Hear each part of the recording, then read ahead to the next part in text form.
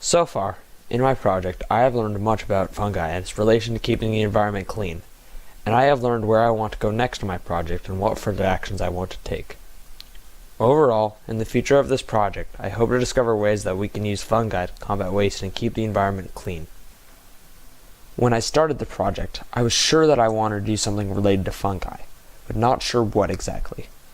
My two ideas were environmental pollution and utilization of non-animal organisms, which is how my interest in fungi manifested itself in my idea. I realized that I could combine these ideas, and I decided to investigate how fungi can be used to decompose different kinds of waste and keep the environment clean. Eventually, I realized that I needed to contact a professional to learn more. However, finding the right professional to point me in the right direction was hard. I wanted to find out whether any research had been done on the subject before, and what we know already, if so.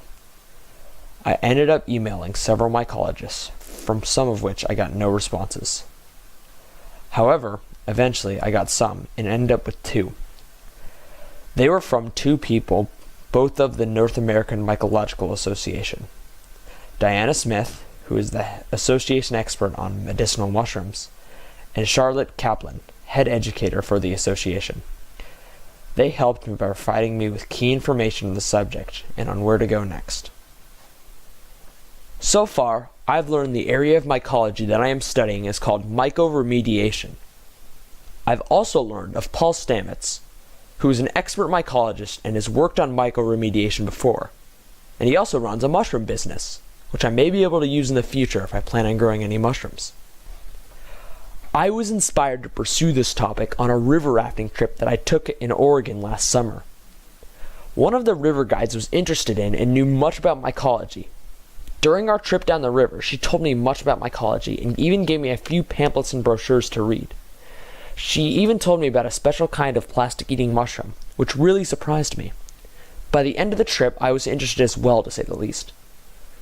When school finally started, I realized that I might actually be able to pursue mycology for my I2 project and hopefully learn much more in the process.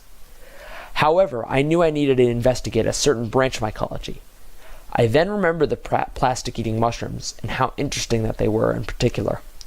I decided I would investigate these plastic-eating mushrooms and figure out other ways that we could use fungi to decompose waste and keep the environment clean. I hope my project will give benefit for the entire world, through the different ways that I hope to discover that will keep the environment clean through fungi.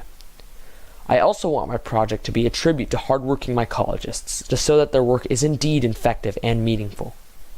Through my project, I hope to achieve benefits that will at least have somewhat of an effect on how mycoremediation is viewed as an option for decomposing trash, and hope to further stress the importance of this subject within mycology.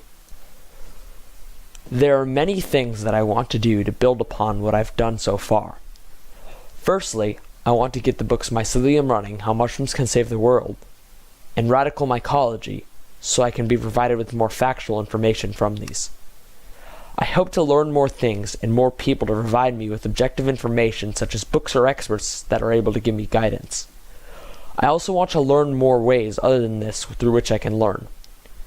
To build upon what I have learned, I will continue to pursue the same pattern of finding information, of gaining factual information while also gaining intel on what I should do next.